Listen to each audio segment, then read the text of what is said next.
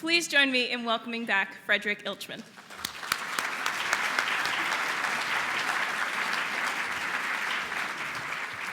So, good afternoon. Happy to be speaking to you for the Spanish Art and Culture course this autumn with the topic of Spanish art collections from the Monarchy to the Museo Nacional del Prado.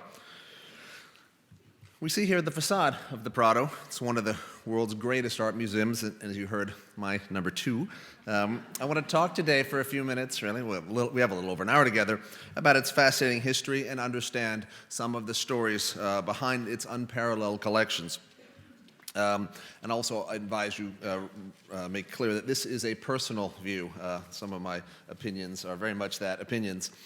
You have a handout, though, which is useful because it has the names and dates of some of the key rulers who are the major patrons and indeed the principal reason why the Prado's art collections are so spectacular, because it was not, on the whole, formed by museum directors and curators or middle-class donors, let's say. It's really formed the collections of the rulers of Spain. And then a list of a few key artists who are deeply represented in the Prado, and then a few dates in the history of the museum. Now, the Prado is not just a, but the key lender to the exhibition, the current exhibition, Goya, Order and Disorder, and which I'm co-curator of with Stephanie Stepanek, who's an expert on Goya prints and drawings here at the MFA. And the exhibition would not have been possible without the extremely generous support of the Prado.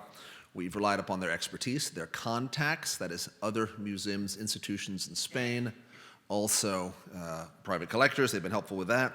They restored a number of works of art in time for our exhibition to bring them to Boston to make a especially good debut. And also, of course, above all, their loans of really generous treasures from their holdings. This shows the 10 paintings from the Prado that are in the exhibition Goya, Order and Disorder. They span almost all periods of his career, all categories of work from portrait, self-portrait, sketch, religious work, tapestry, cartoon, etc. Then this here shows the 11 drawings from the Prado. It's an incredible alone, 10 paintings, 11 drawings from one institution. It helps, of course, that this is a single venue show. There's no subsequent venue to Goya, Order and Disorder, so they are going to be gone for only a discrete amount of time. Also helps that there's a very strong relationship going back years between the MFA and the Prado. And their main curator of Goya, Manuela Mena, who was speaking here in December, she, in fact, was an intern here 30 years ago as a young person at the MFA, so it's wonderful connections that way. We've lent major works to them, but they've lent very generously to us. And here you show the 11 of the drawings that are presently in the exhibition. Now you'll notice, in fact, the Prado drawings are pretty striking because they're housed in a very handsome new frame designed for the Goya drawings at the Prado by the architect Rafael Moneo, who was responsible for the most recent wing of the Prado I'll get to right at the end of the talk. But they're distinctive. They've got grooves on the sides and squares at the end. It's a beautiful colored wood. And it makes some of this extremely tough subject matter is a little bit easier in such handsome surroundings. Now, just looking at the paintings they lent us, the Prado, the 10, these loans allow us in the exhibition, allowed Stephanie and me to make some crucial comparisons. By having the Prado's self-portrait in 1815 of a kind of weary Goya looking out at us, but proving that he still has it as an artist, meant that we could then show the contrast with about 1795 one from the Royal Academy in Madrid, an artist at the peak of his powers. It's true that he had gone deaf about 2 years earlier, but here he stands confidently with an elegant stance, a bit like that of a fencer or maybe a dancer. He's in the midst of work, and he looks out at us warily but with great powers of observation. And the contrast of these two, weary Goya and very on the left from the Prado, and then alert Goya, makes a strong impact in the first room of the exhibition. Upper left is the famous tapestry cartoon of the Parasol from 1777. It's the happiest or second happiest in our group of not very happy couples in that second room of the exhibition. And we have it displayed high. It's an icon of Goya. It's one of his most famous and favorite works. We have it displayed high, and the label even says, "Why so high?" Well, that's because it was originally designed as a tapestry cartoon that is the same scale, full-scale tapestry design that was supposed to go. The tapestry was to be placed over a doorway in a palace. So it's when you put it back up high, which is not how the Prado shows it, but up high, the proportions fall into place, and it's extremely, it's considerably more successful as a composition. But also, we have it high. Besides that, it's something of its original viewing position, but also to make a good pairing. We have it the same upper line with the famous painting from Lille of Time, or the Old Women, and these two are looking pretty cheerful. These two over here are not doing so well, but they make a great comparison on either side of the doorway leading from the second to the third room. And also to show, on the left is the famous Duchess of Alba from the Hispanic Society. Only the third time that the painting has been lent from its home in Upper Manhattan. So we're very lucky to have her in Boston, but we can also bring her back with her husband, a picture painted 2 years earlier of the Duke of Alba. It may be the first time these have been seen together, displayed in the same room in about 200 years, but it's even possible that they've never been together until now. Now, loans from the Prado also allow us to describe Goya's artistic process, and we have at the left here, it's actually a tiny painting, but we blew it up on the screen. It's an oil sketch on canvas of the straw mannequin, and the point of an oil sketch is it's done with paint rather than drawing, so it conveys lots of information about color palette and balance and lighting more than a drawing might. And a little sketch would be both a way for an artist to figure out his ideas, get his plan together, and also be shown for approval, to the head of the household, or ideally the king, that this was worthy to be blown up to a large scale and then made into a tapestry. So we have from the Hammer Museum in LA the oil sketch, and then in the center we have the cartoon. Now, the word cartoon comes from the Italian word cartone, meaning a big piece of paper or a same scale design. They can be done on paper or they can be done on canvas, but the point is Goya blows this little thing up to a big size and makes the cartoon. That's the same scale as the tapestry, which you see on the right. The cartoon comes from the Prado. The tapestry is housed in the Royal Palace. And important thing, of course, is the sense of evolution, that on the left with the sketch, first they're in a different setting. They're outside of a town, outside the walls, where kind of, the world can be turned upside down. That is, the girls can make fun of the boys, and the girls who are in Spanish dress are making fun of the French, because the figure, the mannequin, is a French figure. But also, I notice when he gets to the cartoon, he changes the setting to a woodland park, very beautiful, with a kind of temple in the upper left, but also clarifies that it's not alive, right? Because the figure of the young man here on the left, could well be alive, right? He's got a blank face, but seems to look right out at us, and his legs seem animated. But with the tapestry cartoon, Goya has now shifted it and made it clear that the figure is a mannequin. And then in the tapestry, this is just for purposes of the slide, but in the exhibition, the tapestry and the cartoon are the same size as it was intended. And it's fascinating to think about the difference between these two works, because although they're the same patterns of shadow and the same disposition of the figures, these weavers, who are, after all, textile people, they really go to town on the costumes of the girls and really emphasize the embroideries and the trims and the ribbons. And they also, the weavers, add a lot of detail that's not there in the cartoon to the foliage, and make the foliage extremely rococo. You can see, even from a distance in the back of the auditorium, just the painstaking attention to detail of certain leaves catching light or not. It's a very sort of feminine, feathered style of art, reminiscent of the tapestries of people like Fragonard, generation before.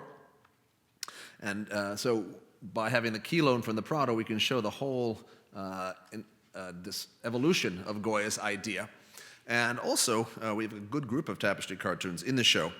They're interesting, in part, because they were not, for a long time, considered works of art in themselves. They were seen as a means, not an end. That is, they got you to the tapestry. And so for the oil sketches became coveted early on, and people wanted to own them in Spain. Not so much the tapestry cartoons, and they were just packed away. And in fact, the whole group of them were discovered in the vaults of the Royal Palace as late as 1868. So for nearly a century, they'd just been packed away. And after that, they were transferred soon to the Prado. But also, through this generosity from the Prado toward the Boston exhibition, we've been able to show, that's the wonderful painting on the left, an important new acquisition in 2003 of John the Baptist. And it's a remarkable picture, first because it doesn't look like a Goya. And it's quite surprising. That young boy's face is pure. It's an example of faith as purity and innocence, probably painted during the Peninsular War, which was the Napoleonic invasion of Spain, 1808 to 14. Time of terrible reprisals, attacks, executions, famine. But here, this body is sort of pure and whole. The face and the charm looks like a Caravaggio or maybe a Murillo. It seems like a genre scene and not necessarily the herald of Christ.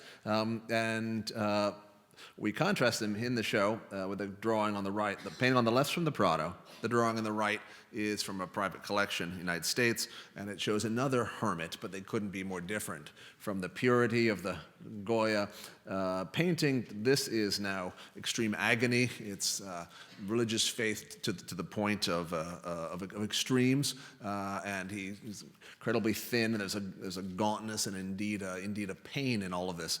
So these are the same subject, hermit in the wilderness, but showing Goya's range by seeing in different media and completely different depictions of the motif. And then finally, Goya's loans from the Prado are key because they lent us the one at the right, The Witches in the Air. And these are paintings from the late 1790s, done for private collectors. The one on the left comes to us from the Lazaro Galdiano. It's a small city house museum in Madrid, a bit like the Gardner Museum in its character. And then on the right, we could match that from one at the Prado. And these are part of the single set that were owned by the Dukes and Duchess of Osuna. So you can see extremely generous, though, and we've not only just been able to get quantity and quality, but make specific points, Stephanie and I, within the exhibition about Goya's range, his most important topics, his artistic process, the subject matter, which he has, for later generations, become famous. Now, the Prado, though, has been very generous to many exhibitions, and in fact, another one is the exhibition that I did in 2009, Titian, Tintoretto, Veronese. I did it between the MFA and the Louvre. And for that, we have that's the wall in the middle there. That's Christ carrying the cross, a late Titian of Christ carrying the cross, which we compared with a painting from the Gardner. That's room 1. And then the kind of theatrical room of the nude mythologies in the middle of the exhibition, where I wanted a curtain hung that mirrored those within the paintings. That's the Prado on the left, Getty on the right, and then this is the whole room with extraordinary paintings. Titian from Naples, Titian Venus with an organist, from the Prado in the 1550s, or probably 1560s, then Venus and Adonis, Titian at the Getty, and then a masterpiece in the 1570s, Veronese from the Met. So the Prado's painting there was the linchpin of the whole room. Now, how can the Prado be so generous? 21 Goyas to our exhibition, 3 Titians to the 2009 exhibition. Well, they can afford to do this because they have extraordinarily deep holdings. And for the numbers, there's almost nothing like it really in the world. Not just having great individual objects, but having this kind of depth and breadth. They have 140 paintings by Goya, which is mind-boggling in itself, and 1,200 drawings and prints by Goya, nearly 50 paintings by Velázquez, and nearly 40 paintings by Titian. And Titian's not even Spanish. It was put well in the late 19th century by the art critic Théophile Gautier, who wrote, quote, "The Prado is not so much a museum of paintings, but a museum of painters." And that's a really nice distinction. I mean, lots of museums, including our own, have superb paintings. But when you can show off all facets of an artist, we can certainly do that here probably with Monet, definitely with Copley, Heed, a few others. But in the Prado, there's artist after artist who you see in not just 1, 2, 5, but maybe 8 or 10 really major works. There's a kind of constant retrospective, mini retrospective of one of these artists after another. So I like that, a museum not of paintings, but of painters. Now, the principal reason for this is that Spanish monarchs have consistently been among the greatest patrons, and both patrons, that is commissioning works, and collectors, that is accumulating works in European history. And on your handout, you've got a list of names. I put the most important ones down. And we begin with Charles V, and this is the House of Habsburg. He had a lot of titles. He was Duke of Burgundy and Brabant. Brabant is part of present-day Belgium. And he was Charles V, Holy Roman Emperor, but he was also Charles I of Spain. And after him, it basically, the idea was that you couldn't run Austria and the Low Countries and Spain simultaneously. So they sort of break that up into different jobs.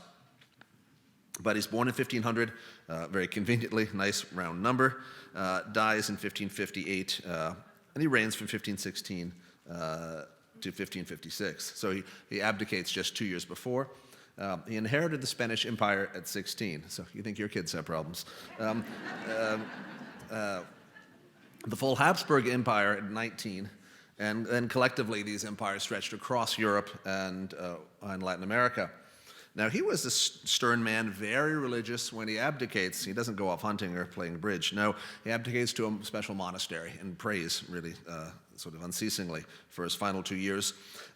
Titian met Charles V around 1532, and this is a great portrait, again in the Prado, of Charles V with his dog, again confirming the supposition that people do look a little bit like their pets. But it's a just splendid costume, and I love this idea of by far the most powerful person in the world. I mean, none of the popes even came close, but he's there and affectionately holding not just the head, but also got his fingers under the collar of the dog, and the dog looks up to him for approval. It's a very sweet and humanizing picture, just a masterpiece of textiles. The green curtain is wonderful, you know, the puffy breeches and the slash sleeves, the contrast between various velvet satins, and then, of course, the fur of the dog. So this is a great, most ambitious thing, right, to have, particularly in the 16th century, as a full-length portrait, and this is one of the great ones. Now, Giorgio Vasari, who was the famous biographer of Italian artists, he says that once Charles met Titian, Charles would, quote, not allow any other to portray him. So the point being that he was the exclusive portraitist. And there's another anecdote said by a later Italian writer that Charles would apparently reach down to pick up the brush when Titian dropped one. Now, that's amazing, the idea the Holy Roman Emperor would bend down and hand you your brush. Well, that's a standard line. It's mentioned about lots of artists, but at least it's indicative of deep royal esteem for the arts in general, and Titian in particular. Now, Titian never went to Spain himself, which is interesting.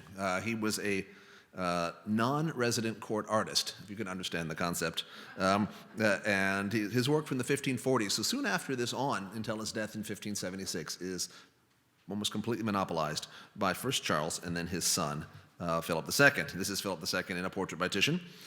Now, Philip II,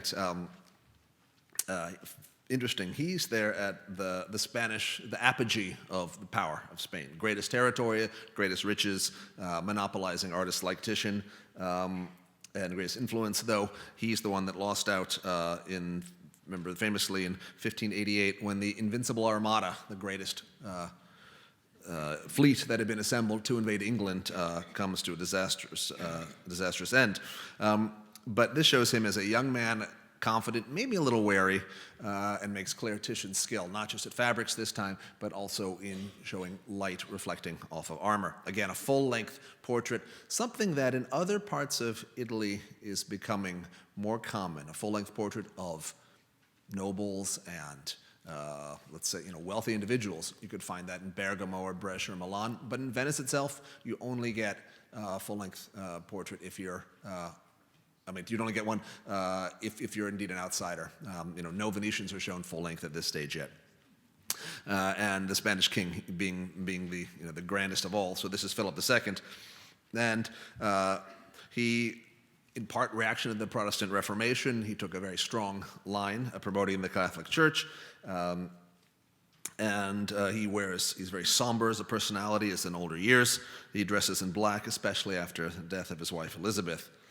And he commissions the vast and forbidding monastery palace called El Escorial, which is outside of Madrid. But he also had a taste for less severe topics, and he loved the female nude. This is the famous painting from 1559 to about 60-61, known as the Europa, or the Rape of Europa, and he commissions this. And he had an interesting deal, or put it other way, Titian had an interesting deal with Philip. Titian could pick the subjects, and indeed Titian would then often suggest or dictate where works should go together. You know, there's a famous story where Titian writes to Philip and says, because I've already sent you a nude scene from the back, right? That's a woman turning. I'm going to send you a nude from the front, so that when that would be the Danae, so the two of them, when displayed in the same room, would be all the more beautiful. And so that's an interesting idea that even though he's hundreds of miles away from Spain, he's dictating how his own art should be installed, which is the kind of beginning of artists having sort of full creative control over their contents. And this is distinct, remember, because Titian is not going to paint frescoes or install tombs where you know exactly where it's going to be because you put it there. Instead, these are oil on canvases which are made in Venice and then transported. This is the story here, the Europa, amazing painting, really. It's in almost perfect condition, and although the lighting is pretty frustrating in the Gardner, if you're there on a bright day like today, and don't go late in the afternoon, you can really see the whole remarkable sunset in the backdrop. The angels above who look down is that Zeus, or Jupiter, that is, in the form of a bull, has grabbed and seduced Europa and going to take her away. And indeed, well, it forms the continent Europe, so we get something good out of it. But it's the amazing sense of the water churning under the arms of the bull, the little puto who's riding, a dolphin in the bottom left, a bit like a jet ski. There's the most wonderful, rich application of paint. It's so beautiful, thick. We use the word impasto. Same root word as paste, meaning thick application of paint, and you just love to run your fingers across this. And don't worry, I haven't. But it's just so beautiful that the churning water and the scales of the fish and the hair of the bull of Zeus looking up, and then the ungainly and erotic at the same time pose of Europa as she struggles to hold on. But the whole thing is done as a beautiful sunset. It's a remarkable picture, full of energy and an appeal. And so this is the start of a very long tradition now of Spanish kings having important court painters, either actual court painters or de facto, and Titian is very much that. His work in Venice dries up, doesn't do much for his own city, and that's not surprising. If you can paint for the most famous person in the world at terms of your own doing, you could set the topics, and you might complain about the payment, but there's nothing more prestigious than painting for the King of Spain. Now, Philip II owned some 1,500 paintings. So now we're talking about, for the first time, about people who are collecting art, not just religious works or portraits of themselves or pictures that you could use maybe in diplomatic exchanges as gifts. We're now in a new era by the mid-16th century of people who collect art, and they're also buying art that they didn't commission. That is, they're collecting from other people. It's the beginning of what we might think of as the secondary market. And part of this is indeed aided by the material, or the format that Titian and other Venetian and Italian painters are working with. That is namely oil on canvas. Big canvas painting, you can roll up, you can fold it up. And Titian's greatest parallel figures, greatest contemporary as an artist would of course be Michelangelo.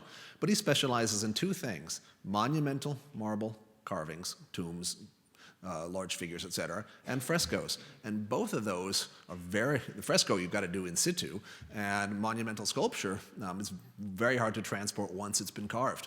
And so Michelangelo had to go to his patron, his client, all the time. Titian, though, could sit back in comfort in Venice, work on his paintings, and then send them out. Now, guess which is much more conducive to easy art, right? If you're not under the nose of your boss, right, or your patron. And so it's interesting that Philip understands this doesn't require that Titian move to Madrid, though lots of later artists do, in fact, move to Spain. But what Philip does, though, is this begin to assemble great collections of paintings, buying through agents, which is another new idea, and also en bloc. A nobleman's collection, boom, he'd buy the whole thing. And sometimes he'd even pay for it. Now, also Philip is interesting because a relic of his strong family connections, he had important aunts and cousins in the Low Countries, that is, meaning present-day Belgium and the Netherlands, was able to buy important and acquire important works by Hieronymus Bosch, Roger van der Weyden, and other painters from those schools. Now, Philip's oldest son was named Don Carlos, and he eventually went insane. And Philip II actually was worried that strife at court had provoked him. And so then Philip III, younger son, eventually received the crown, becomes king in age 20.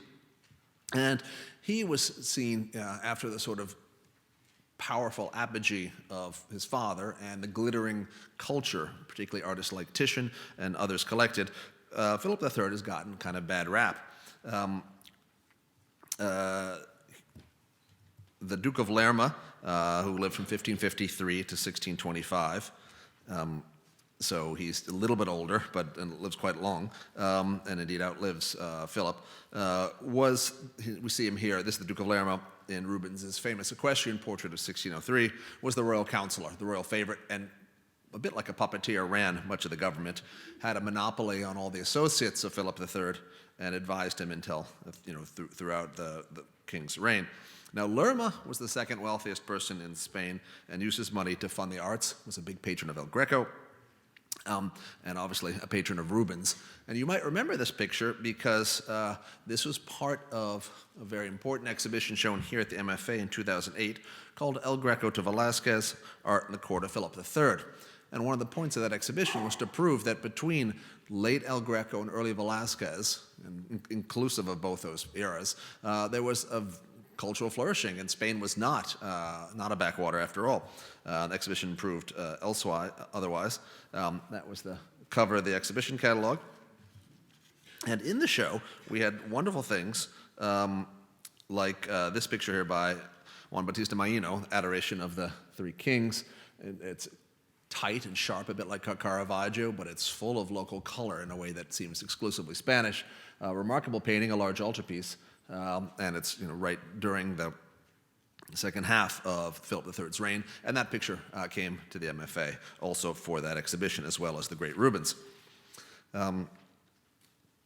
And now, if Philip II was associated with Titian, and poor Philip III unjustly got the reputation of having another guy, the Duke of Lerma, run everything and his own reign being a backwater.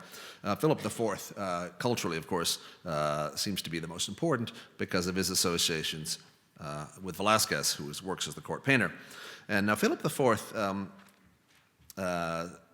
60-year life, 1605 to 1665, and he reigns from 1621 to 65 until his death. So that's a long career, and we see here in this really beautiful mid-period Velázquez portrait done after a battle at Fraga, where he's victorious. He's holding the baton of command there. The picture is at the Frick in New York City. It's in fabulous condition as well, and makes clear beautifully how much Velázquez was the heir to Titian. And in fact, I'm a specialist in Venetian art, but I think it's worth pointing out just how important Venice as an artistic ideal and center was for Velázquez. I mean, he is painting, a century after the real golden age in Venice, which is, sort of the first three quarters of the 16th century.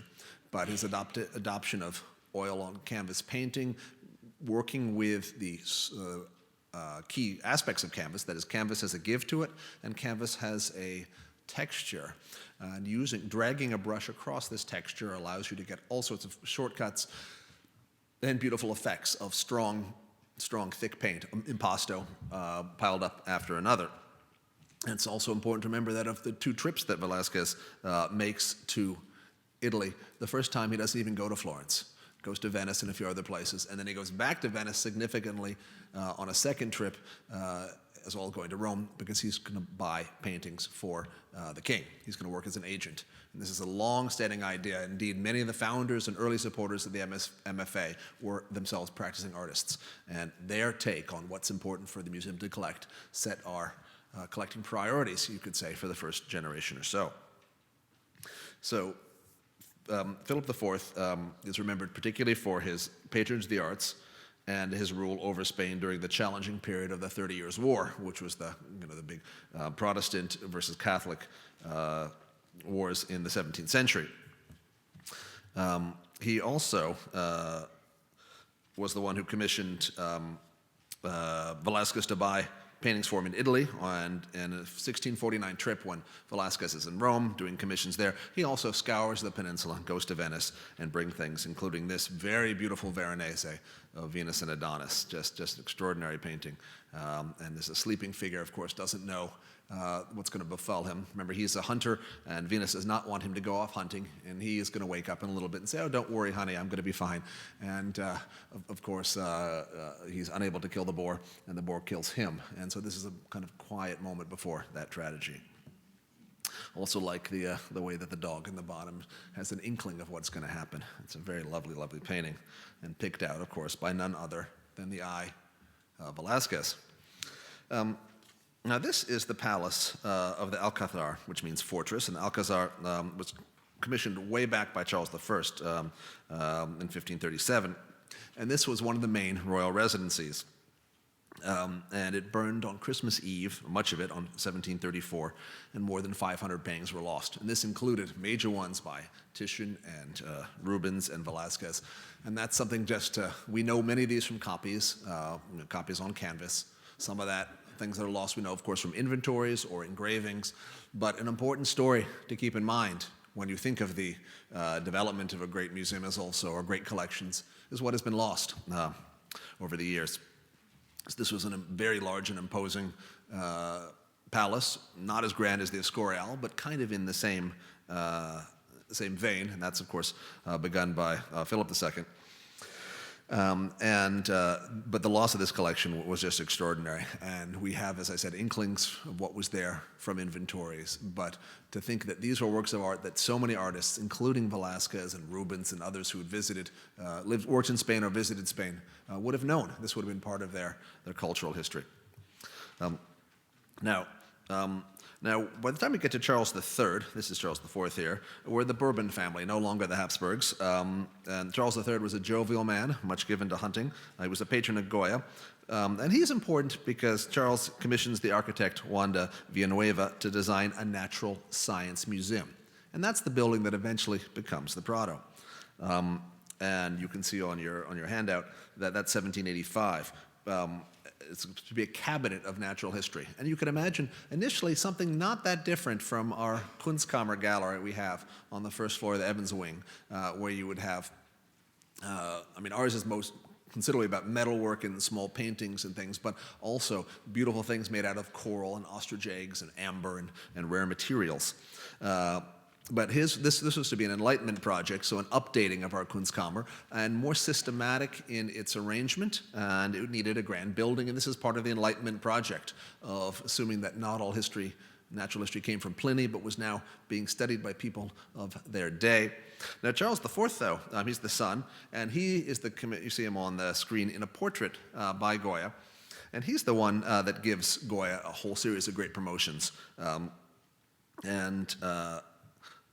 Comes across as quite kindly in this picture. And again, you see Goya plugging into a long tradition of Velázquez, and before that, Titian, of being extremely talented with fabrics and portraying textiles, but also not doing everything. That is, not painting, not being so much painstaking as emphasizing with a bit of dash or verve the effect of something. And you can see this a bit if you compare this maybe in your minds to an early John Singleton Copley, where it seems like the poor guy did every single little piece of lace, right? Extremely detailed. The sort of Titian, Velázquez, Goya thread or style of art is to suggest something, hint at it. And Goya does this beautifully here, particularly the effects of the silver embroidery. Now, right after becoming promoted to be Goya becomes promoted to being one of two first court painters. That's the top thing you could be. Goya does this amazing giant portrait, family of Charles IV. It's in 1800, enormous picture. Now, we don't have that in the show. It's a huge, it's actually about as big or maybe even bigger in scale than what you see on the screen right now. But we do have the oil sketch for this little charming guy, Francisco de Paula. And he was the youngest and the most cute, most charming in the family, the cutest, and he's being held between the mother, Maria Louisa, the matriarch, and then the King, Charles IV. And that's the oldest son, Ferdinand VII, who's a terrible guy. But you don't know that yet as a young man. And what's interesting, in the back left, we have Goya himself standing at the easel and at work. And in our exhibition in the Gun Gallery now, we have that enormous painting, now from a museum in Parma in Italy, showing the family of Don Luis, which is the younger brother of Charles IV's predecessor, younger brother of Charles III. And in the bottom left corner is Goya at an easel painting away. And of course, this is a long tradition that evokes none other than Velázquez and his famous picture, Las Meninas, where Velázquez, it's a group portrait of members of the royal family, particularly the children, and Velázquez puts himself at the end, at the left. And so this is Goya in these pictures, is not just telling us that he understands Velázquez and the great portrait, his great predecessor, but indeed, he's the new Velázquez. He belongs in his company. And so one of the responsibilities, as you can see again and again, of being a royal painter is that you have to do portraits. And in these cases, all of these artists, whether it be Titian or Velázquez or Goya, they have a real aptitude for portraiture. And though we may think of them, not so much Velázquez, but certainly Titian and Goya, for other subject matter, it's important to remember that in their day, most of their fame was made, at least internationally, was through their portraits. And if you could portray for posterity a great person and sum up a person in a single work of art, that was indeed a worthy challenge. Now, so history of the Prado for a little bit. As I said a minute ago, it was proposed as the Natural History Cabinet way back in 1785, but it was finally completed in 1819 under the rule of Ferdinand VII. So he's the young man in blue at the left. And when I said he was a terrible guy, it's interesting, there are no streets or squares anywhere in Spain named after Ferdinand VII. All other monarchs get their honorary places, but he does not. It was finally opened as a museum, not of natural history, but opened as one of paintings. And this is Villanueva's design for the Prado back then. You can see it's a wonderful idea. You've got circular galleries, kind of rotundas at either end, long corridors, rooms and really grand spaces, and then sort of cabinet, smaller rooms around, and then a kind of main room of honor there in the middle, a very stately facade. But though there's a severity about it, a bit like the Royal Palace in Madrid or maybe the Escorial, the exterior is not as elaborate as one might think. And so although it opened as a museum of royal collection of paintings and called the Royal Museum of Painting, with both heavy donations from other Spanish palaces, basically the Habsburg and Bourbon monarchs, it was changed. It was later in 1868, it became the National Museum of the Prado. And the title comes, Prado is interesting because Prado means meadow, and I'll get back to that in a second. Prado means meadow because there's the meadow of Saint Hieronymus makes clear that this was on the outskirts of town, at the edge of town. There was a big meadow there attached to a monastery. And if you've been eager visitor to the exhibition of Goya, you'll notice we also have two paintings from the Meadows Museum. Now, the Meadows Museum is in Dallas, Texas. It's part of Southern Methodist University. It's an interesting museum because it's a Spanish art specialty museum. They only collect Spanish art. They've got important El Greco, Velázquez, Murillo, that sort of thing. We have, the MFA have, on a long-term loan to them, a big group of Spanish Gothic paintings, that is 15th century, some very large format. Some of you may remember before 2003, they were in the old East Wing, large altarpieces by Spanish painters. And so this is a museum, the Meadows Museum of Spanish art. And then if you think about it, there are lots of museums that have names like this, because the Brera, the Pinacoteca di Brera, which is the main paintings museum in Milan, Brera means meadow, or field in Milanese dialect. And in fact, there's also the Field Museum in Chicago, though that's not an art museum. The funny thing I was going to point out, though, is that these two loans come to us, The Yard with Madmen, late 1790s, and then from about 1810, the Still Life of Woodcocks. These are both tough pictures, beautiful paintings, not the kind of thing you necessarily want to put over your sofa, but these are great museum pictures. Part of Goya's fascination with insanity, the idea of what is the life of the mind of someone whose mind is not all there, and it's a beautiful painting with the most haunting gray light that falls from above, and light in all Western art is about illumination and good, and here it's not clear that it's helping much at all. The figures struggle down below. And then on the right, a very powerful picture, part of a series, about a dozen that Goya does during the Napoleonic invasion, during the Peninsular War. And both of these are in the show downstairs. I mean, I think it's wonderful and pretty abrupt, though, how Goya turns his back on 2 centuries of still life tradition. We have a beautiful marble tabletop and a salmon or some pheasants, and it's all about the abundance of the earth and generosity of nature. This is bleak, right? They've not been arranged artfully. They're dropped in the edge of a wood. There's a little bit of grass stalks at the upper left.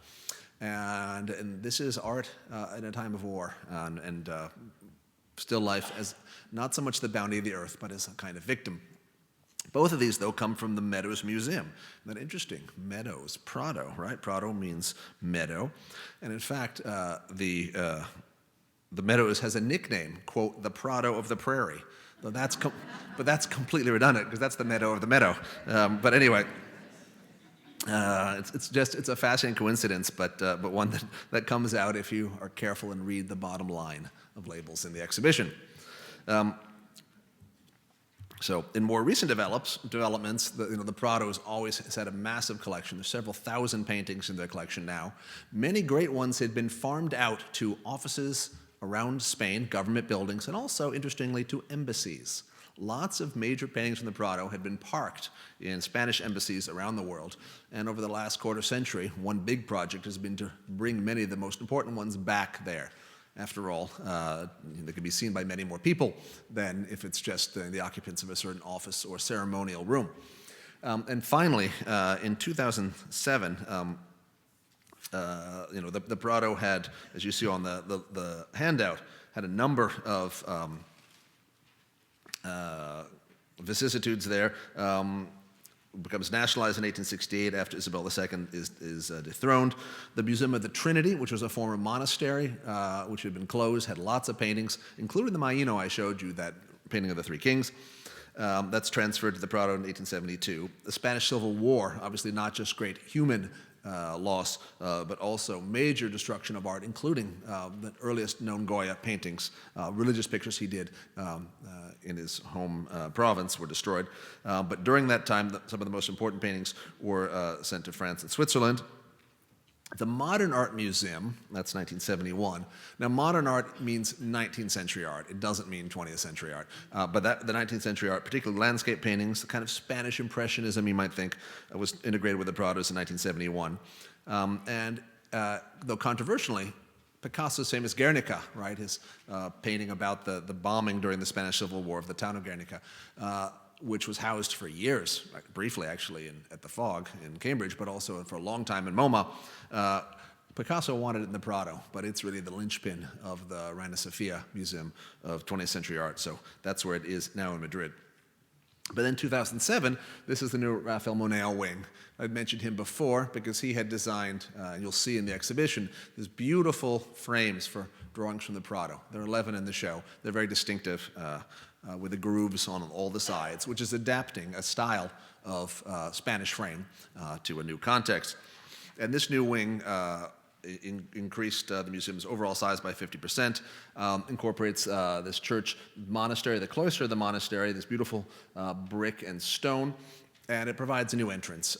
So it allows to remove many galleries that had been used for gift shop, cafeteria, et cetera, have been returned to gallery space because that's been moved out to this, coat check, all these things.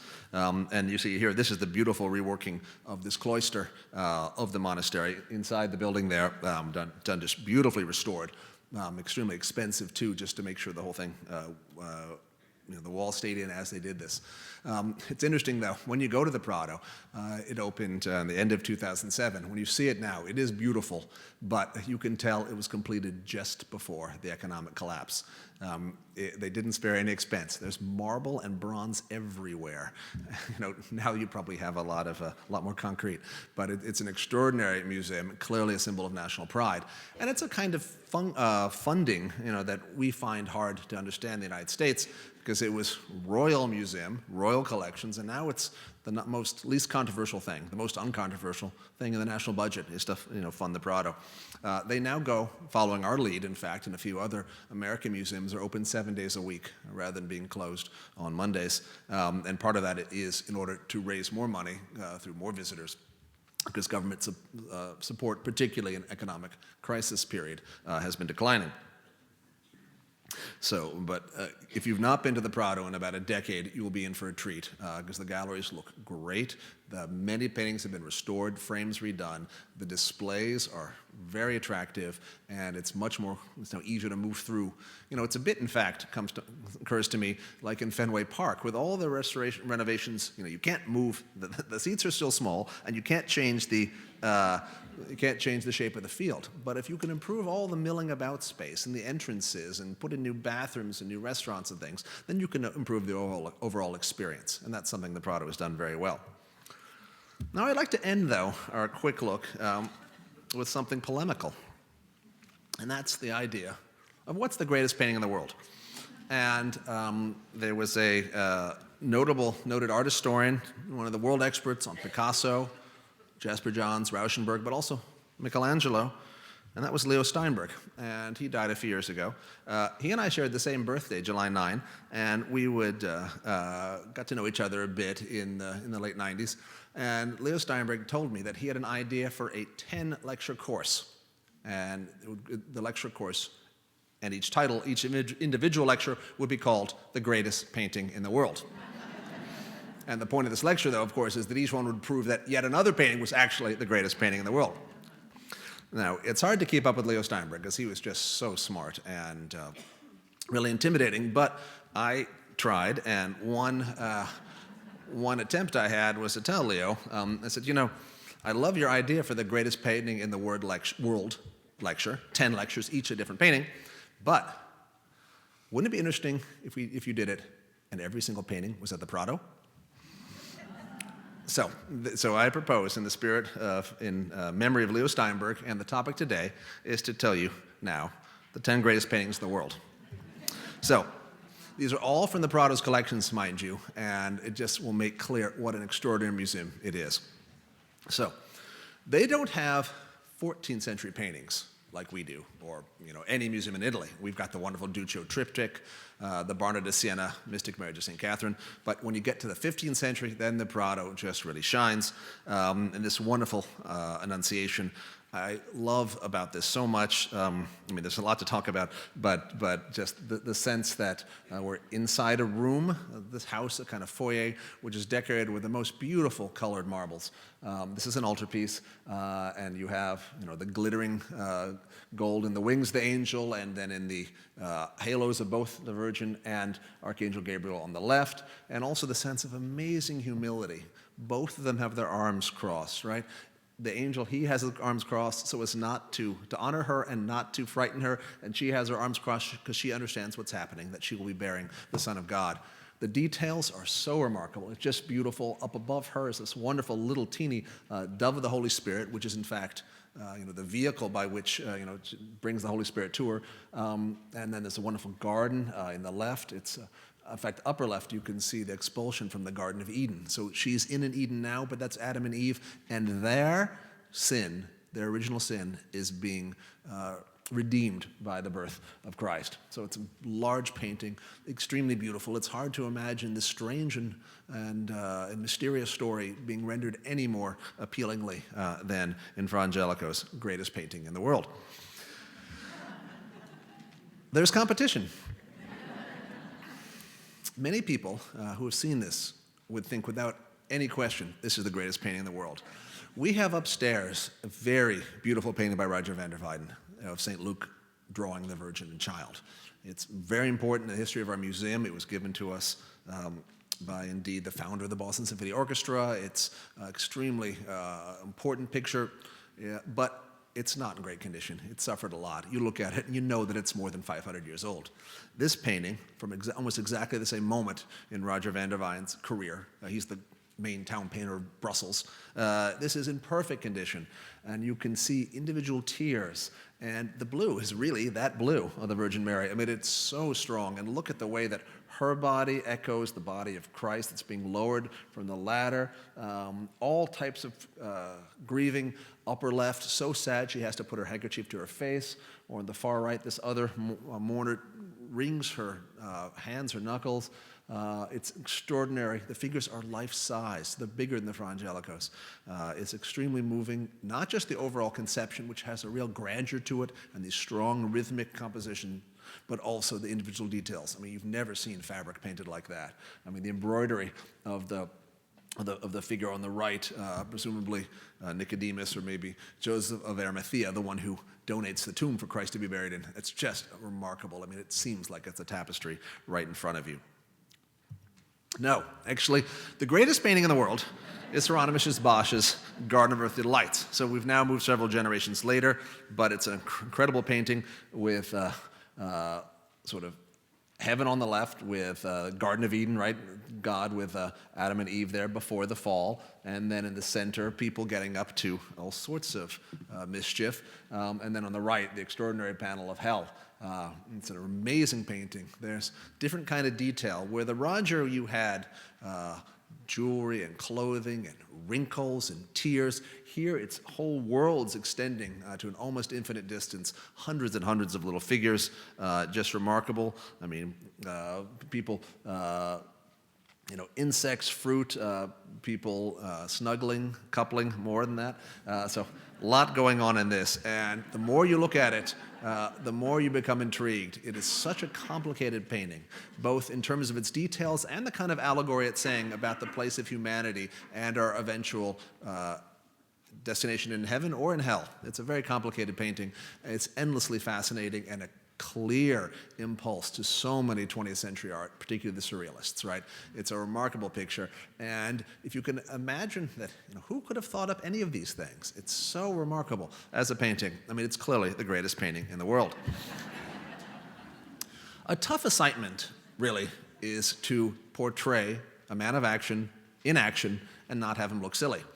And this is about 15 years after the painting I showed you of Emperor Charles V, that is, or Charles I of Spain. He's the Holy Roman Emperor, and he's at the Battle of Mühlberg. And this is the decisive defeat of the Protestants in the mid 16th century. And he's seen alone, though. That is, you don't see his Protestant enemy, you don't see his Catholic forces. And he rides as a man in complete confidence. There's a late afternoon sun in the background. The horse is beautifully painted. The armor could not be more detailed. There's a sense he's emerged from the forest to take charge. This is, again, a life-size figure of horse and man. So the entire painting is quite beautiful, imposing, it's grand, and it has, again, that kind of elegiac sense of sunset that you see in many Titian paintings. And I argue that this is the greatest painting in the world, in part because it's a tough thing. A statue, an equestrian statue, whether it be Thomas Ball's statue in the Boston Public Garden or the Shaw Memorial across from the State House by St. Gaudens. Statue seems just so much easier to convey the idea of a leader in charge. Painting, not so easy. An equestrian painting is hard to pull off, and Titian does it with aplomb. And I think put this among the greatest portraits ever made. And indeed, I think for the purposes of our talk, we can say it's the greatest painting in the world. Indicative of the tough times in which the artist Bruegel, and Bruegel is very much the inheritor, generation and a half later, to Bosch, The Triumph of Death. Now, this is a remarkable thing. The point is, no matter how much power one has in the earth, while alive. And this is a theme of the last room of the exhibition, the Goya exhibition, in fact, the whole problem with power, playing with power, and it's summed up in the giant. No matter how much power one has, indeed, there's one that will take over, will win in the end, and that's, of course, death. And so you have amazing things here, like whole phalanxes coming out here, and they're holding as their giant shields coffin covers, and then humans are being sort of the living are being shunt back in there. Everything's burning in the background. It of course relates to the great wars and the triumph wars between Protestants and Catholics, but also just the general sense that we are not just ephemeral, but we are powerless in the face of death. And I love the detail on this is so remarkable. It's as if you took the right hand, the hell portion of the Garden of Earthly Delights, and blew it up into an enormous painting. This is Bruegel at his absolute best, and love this here. You have these lovers down here which don't quite realize that what's going on, and joining the music, in fact, is a skeleton here who's adding to the harmony, and this will be, of course, quite alarming. This fool here tries to go under the table where the picnic's been. This guy foolishly takes out his sword as if he could stop death. It's a very sobering picture. It's full of detail, remarkable painting, and I think it's clear to all of us that this is the greatest painting in the world. Now, a painting that's designed for a certain spot will lose some of its impact when it's moved to a different setting. And this is the great Christ washing the feet of his disciples by Tintoretto, 1547, done for a specific church, the Church of San Marcuola in Venice. And it was supposed to be seen with it pivoted back, so you look deep in that recession when you are facing at catty corner from the entrance to a chapel. I love both the up-to-date architectural setting, this beautiful space receding based on the deep Renaissance architecture, based on books by people like Serlio. And when you're in the Prado, you can actually have an opportunity you would not have had in its original setting in the church in Venice. You can walk around and see it from all sides, but there is a spot in the floor worn slightly by so many people deciding this is the right place to observe it. I love the contrast, as I said, between the grand setting and then the bit of sort of low comedy here as the disciples struggle to pull each other's boots off and their stockings off so their feet can be washed by Christ. In the background, wonderful detail, is the Last Supper. And so these are these two moments of Christ instituting the Eucharist and describing his eventual betrayal, and then the great humility of Christ getting down on his knees and washing the feet of his disciples. And he's actually, even when you see his hand is pointing down, he said, no, put your foot in the basin, right? And because that's Peter here, he puts his hands up, he's like, is this a good idea? I don't want to humiliate you, but Christ insists. And the central message of humility within Christian doctrine is so beautifully summed up in this picture, and it's wonderful setting the contrast. I mean, of course, this doesn't look like anything in Jerusalem. This is a fantasy in the mind of Tintoretto, but with strong perspective and very carefully rendered figures who are these sturdy apostles. It's a painting of it's really greatly moving. It's enormous. It's actually bigger than you see on the screen here. And for all those qualities, it's clearly the greatest painting in the world. The classical tradition can't be neglected because some of our greatest stories are those that come from ancient Greece and Rome. And this is Guido Reni, who's the great painter of particularly around Bologna, and it's Atalanta and Hippomenes. And the point is there was a race, and Atalanta would only marry someone who could beat her in a race. And so Hippomenes there, that's the he, though they're pretty androgynous, the two of them. He didn't play by fair rules. He had several golden balls that he, midway through the race, would drop on the ground. Atalanta, thinking that she could pick them up and still catch up and beat him, bends down to grab them. But of course, this was her undoing. But I love this painting because it's beautiful classicism in the early 17th century. It's a marvelous painting, and the incredible sense of the suspended drapery, which just flows around so beautifully. It's a remarkable painting. The figures are life-size, and there's a sense that these are the most beautiful, or more beautiful than the most beautiful ancient Greek and Roman statues, but brought to life right in front of us and giving a story of great urgency about how pride, indeed, and greed can be intertwined. A similar kind of love, but playing by fair rules, is Rubens' Garden of Love. And some of you may remember the big exhibition in 1994, which was the Age of Rubens here at the MFA. And this picture came, again, from the Prado, a wonderful example of their generosity. And this has been called the greatest genre painting in the world. And a genre painting is a picture where you can't identify any of the names, right? You know, if you can say that's St. Peter, it's not a genre painting. If you can say that's it's supposed to be a scene from daily life. But it's interesting because, the figures here, a lot of the people look like Rubens, and many of the women look like his wife, Helena Formal. So these are kind of portraits disguised in it. The picture's big. It's not that big, but it's, as you see on the screen, but it's the most lovely landscape, and it shows pure contentment with this idea that human interaction and love will triumph over everything. And it's back to our same idea we've seen again and again in this series of the Garden of Eden, and a garden being a kind of perfection, and wanting to get back to that kind of perfection. And the brushwork is so lovely. It's Rubens in his last decade. He's lost all the hard edge of his early work, and he's learned from the Venetians, and he influences Velázquez, but it's a wonderful, soft sense, the way the brush just glides over things, adding little highlights here and there to bring things out in 3 dimensions and to emphasize texture and color. And to have a painting that is powerful and beautiful, but indeed utterly uncontroversial, for those reasons, I think it's the greatest painting in the world. Now, with Velázquez, it gets tough. There's so many ones. The surrender at Breda. Breda is a town in the southern Netherlands, and I love the magnanimity of the Spanish general, as the Protestant general surrenders to him, gives him the key to the city, but he looks him in the eye and he bends down and puts his hand on his shoulder, as if to show a sense of understanding from one officer to another. It's an incredibly moving picture, and I love the contrast here of the Dutch who have been subdued, then the Spanish here on the other side with the lances going up. It's just beautifully framed, and there's a real sense of occasion, and that a great moment has happened, that this city has surrendered, and indeed the Spanish control of the southern Netherlands is complete.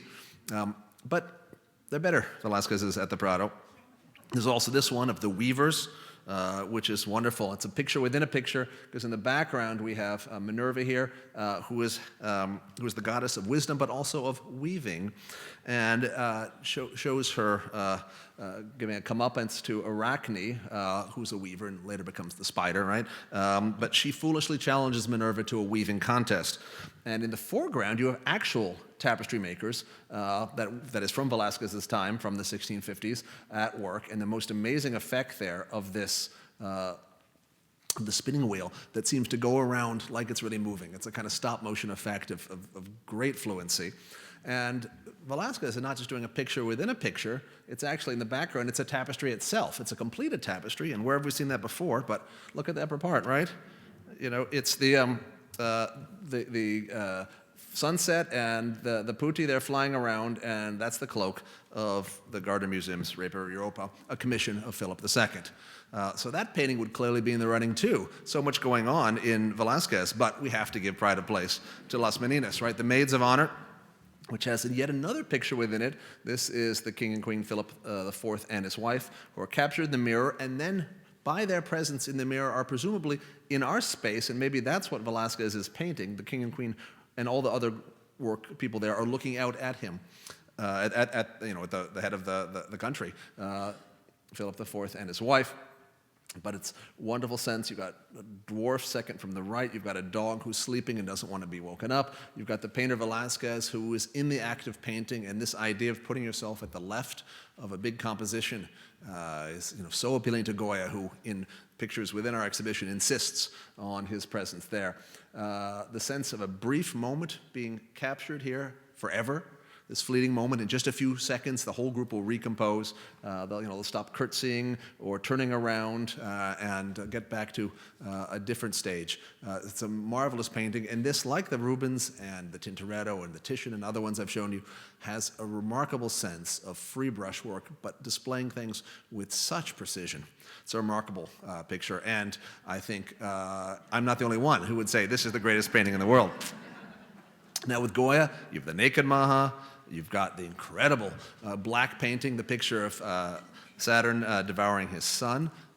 which is a mural from the house of the artist. It's a remarkable picture, very frightening, right? Saturn knew that his children would grow up and kill him, so he decided he would eat them. This case, he's been busted by us. He looks out at us in terror as he realizes that we know what's up. The viewer has an idea.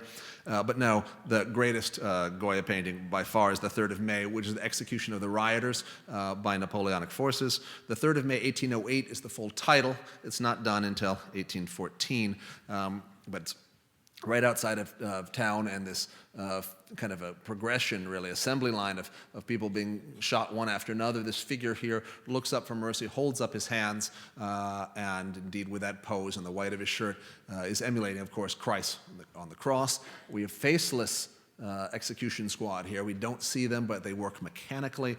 And again, we saw this in the other Goya painting of the Yard with Madmen from the Meadows.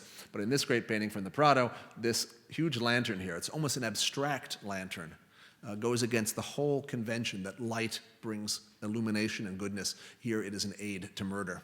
And this painting is very big, powerful. It's part of a pair, but it's really the key one in the whole Prado's collection. It's a history painting. It's a cynical one, but it's a history painting very much in the league with the Titian we saw, for example, of Charles V at the Battle of Mühlberg.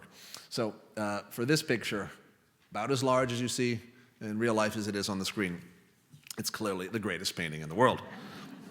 But I think I think my point is clear, is that we have with the Prado a collection of great depth, created by a number of very important monarchs who didn't just accumulate works of art, but had as their court painters key figures. It is displayed in a museum that is just extremely beautiful, and you go, again, it's a museum of painters, right? Not just of paintings, but of painters. And I thought we'd take a cue we can conclude with a point made in a picture that escaped the Prado. This is the Duchess of Alba, which you know is owned by the Hispanic Society of America, which is Upper Broadway, about 150th Street and Broadway in Manhattan.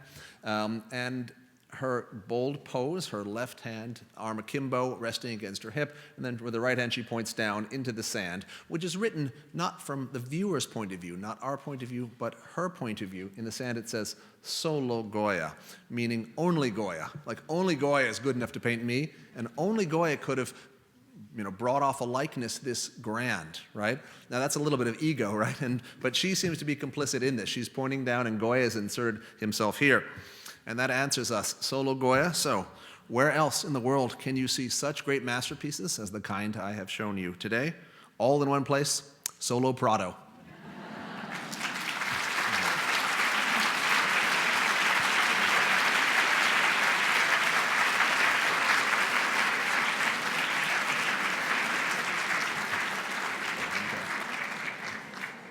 We have time for a few questions. There's a microphone on either side of the room. So I'll try a few questions, or you can come up to me afterwards, too.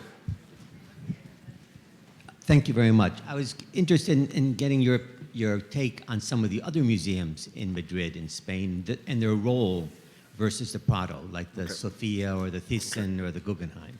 Okay, that's a great question about the other museums. In Madrid, Madrid is a great place for a trip, even a short trip. I think Madrid is kind of a perfect long weekend. You have sort of 3 nights there. You can see a lot. Now, the Prado is the biggest by far, but not surprisingly, because it's built up by these Spanish monarchs, and really it's their royal collections that are the fundamental whole, does not have a lot of Protestant art. There is one Rembrandt, a little bit of Dutch art, but to see that well, you need to go across the street to the Thyssen-Bornemisza collection. Now, the Thyssen, in fact, also a lender to our Goya exhibition.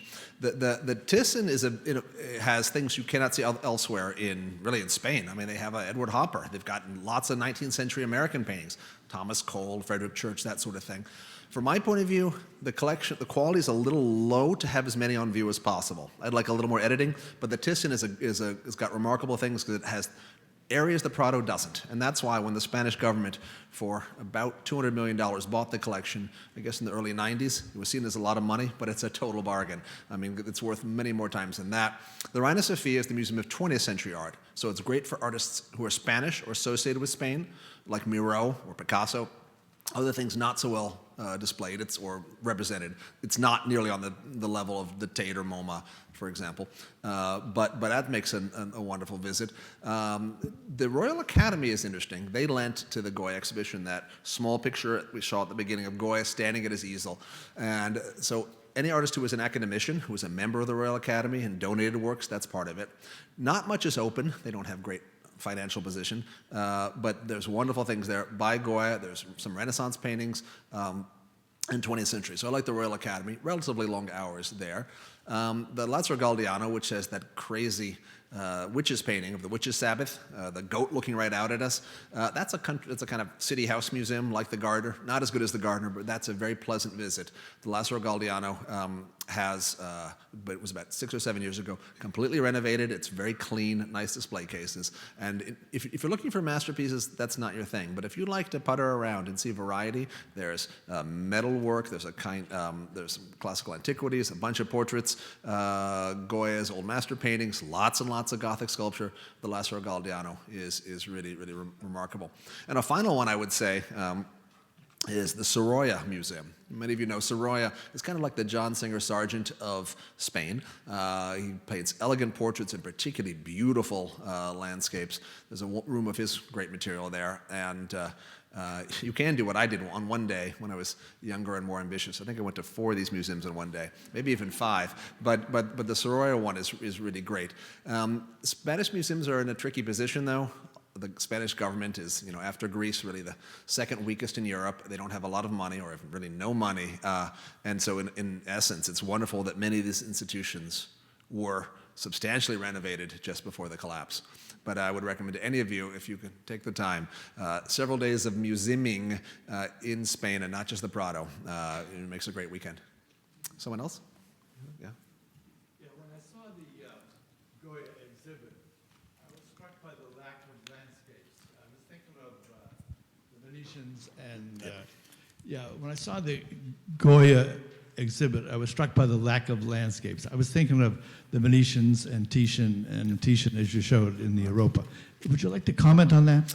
It's interesting because, Stephanie and I, the co-curators of this exhibition, we've been talking a lot to journalists and school groups, et cetera, about how Goya has a greater range than any artist who came before him. He's got everything Rembrandt has, but he has, witchcraft and dreams and all these other things. And that's not quite true, because Rembrandt does have pure landscapes, both paintings, drawings, and etchings. And it seems that Goya is not that interested, in a way. Goya's thing is really the human figure and human interaction. And he seems to, if there's one area that he gives short shrift to, is in fact a landscape. And there's some attractive ones in some of the hunting pictures we have in the exhibition, but no, it's not a focus of his. And I think he was a human animal, and even after going deaf, we still have lots of letters and lots of information that he craved people's company and loved to study people, and examine them and make them the fodder for his art. But that's a good observation. Landscape does not seem to have been a priority. Time for one more? Do you happen to know when the statue of Goya was placed in the grounds of the Prado? Yeah, no, I do not know, but from the style, it looks like around 1880 or 90. It's very romantic with these sort of figures from Goya, part of the pedestal, and he's there with his palette. It's a kind of late Victorian style, or maybe even early Art Nouveau, but it's interesting that it just proves something, that every era sees the Goya of their own era, right? And people have said to us, to Stephanie and me, the co-curators of the show, they said, well, all this talk of beheadings and in Syria, did you plan your show to coincide with that? Not realizing that we been working on this for more than 5 years, long before ISIS. But the point being, though, is that Goya was extraordinarily prophetic, right? So many things. You look at things, the Vietnam War, the Second World War, and think, well, gosh, didn't Goya interpret or forecall or foreshadow all of this? And to think about that wonderful statue, it's a totally different interpretation of Goya. In that one, he's incredibly suave. There's nothing gritty or man of the earth about him. He's a really debonair artist, probably that would be at comfort with someone elegant like Sorolla or Sargent, for that matter. But it's a great statue. I should know the date. Okay. Well, thank you very much.